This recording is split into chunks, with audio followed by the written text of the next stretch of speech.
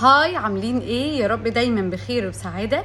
النهارده جايبه لكم ترشيح جديد لمنتج انا استعملته وعجبني جدا وخطير. تعمدت النهارده اطلع بميك اب خفيف جدا عشان اوريكم تاثيره على بشرتي. المنتج ده هو سيرم الهايلورونيك بتاع بايونكس. خطير خطير خطير يا بنات. طيب ليه بتقولوا لنا عليه على الرغم ان انت معانا في القناه قلت لنا ازاي نعمل سيرم الهيالورونيك في البيت؟ لان كذا بنت منكم قالت لي انا مش عارفه اعمل سيرم الهيالورونيك في البيت. فقلت لها طب خلاص هرشح لك منتج يكون حلو وخطير وسعره في متناول الجميع. سيرم بايونكس انا لما اشتريته كان في عرض كان ب 500 جنيه، وفي عروض دلوقتي شغاله الاثنين ب 900، يعني الواحد ب 400 او 450 جنيه.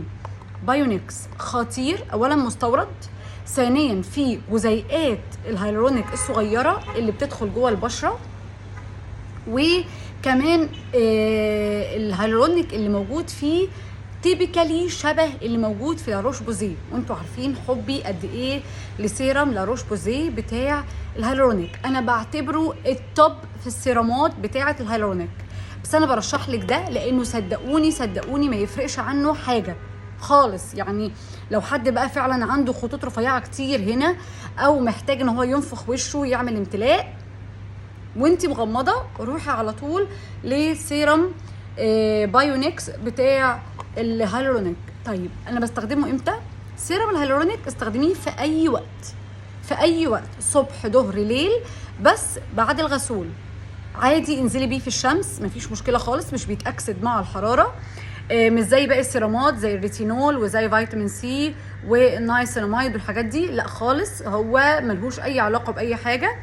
هو عادي بتعملي غسول لبشرتك وبعد الغسول بتستخدميه عادي جدا، بتسيبيه على بشرتك وبعد كده بتحطي كريمك المرطب.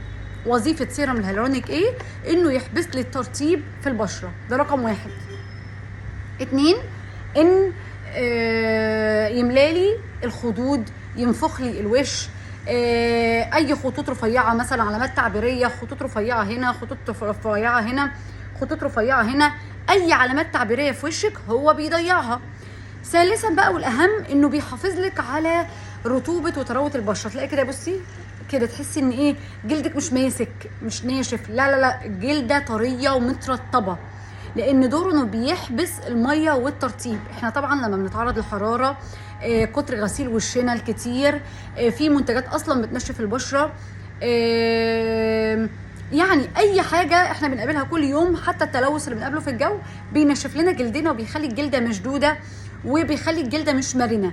دور بقى سيرم الهيالورونيك ان يحبس الترطيب في البشره ويزود الترطيب زياده. عشان كده لما اجي استخدمه لازم يبقى على بشره منديه. ليه؟ الميه دي اما بنتحط عليها السيرم بيحبس بقى هو الميه دي الترطيب بتاعها داخل الجلد، فتلاقي الجلد كده طري وفيه طراوه، وتحسي ان البشره كده مترطبه.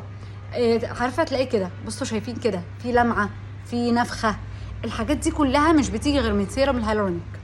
طبعا البديل بتاعه اللي هو بتاع جلسات بقى السكين بوستر والبيبي بوتوكس والحاجات دي، بس احنا بنتكلم في الحاجات اللي هي الايه اللطيفه. يعني انا مش عايزه اخش في جو ان انا اروح احقن بقى واعمل فيلر وبوتوكس وحاجات زي كده، لا انا عايزه يبقى شكلي طبيعي لطيف، انزل مش محتاجه خالص ان انا اقعد اخد حقن وان انا اعمل. وخلي بالكم لو دخلتي في سكه ان انت تاخدي فيلر وتعملي سكين بوستر وحاجات زي كده، خلاص وشك هيتعود على ده ومش هتعرفي تعيشي غير كده. يعني هتضطري بعد كده كل فتره او كل 6 شهور تروحي تعملي ريفيل لجلسات السكين بوستر اللي بتعمليها. فده رايي كافضل ترشيح، حاجه مستورده محترمه، مكتوب عليه حتى هوت تارجتس ان هو هايدريشن يعني بيرطب، ريبير اصلاح، فاين لاينز اللي هي الخطوط التعبيريه، وفوليوم لوس يعني بيدي كده نفخه وتوريده للبشره. هو في هيالورونيك اسيد بنسبه 2%، ودي نفس النسبه اللي موجوده في لاروش بوزيه. وفي بي 5 سيروم، ده مش موجود في اي سيروم هيالورونيك تاني غير ده ولاروش بوزيه.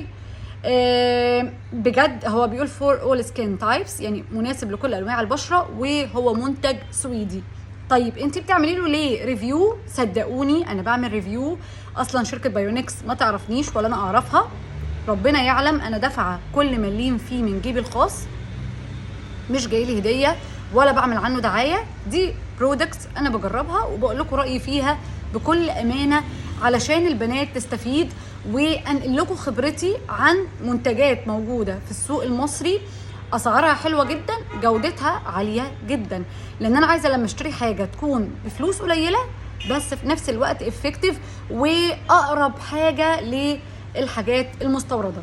انا وريتكم قبل كده سيرم الريتينول اللي انا بستخدمه، سيرم النايسيناميد اللي انا بستخدمه، وده كمان سيرم الهيالورونيك. يا رب يكون الريفيو عجبكم ويكون ريفيو خفيف ولطيف. اي بقى حاجات تانية انتم محتاجينها اكتبوا لي في الكومنتس وانا ان شاء الله هتابع وانزل لكم فيديوهات جديده. باي باي واشوفكم فيديو جديد.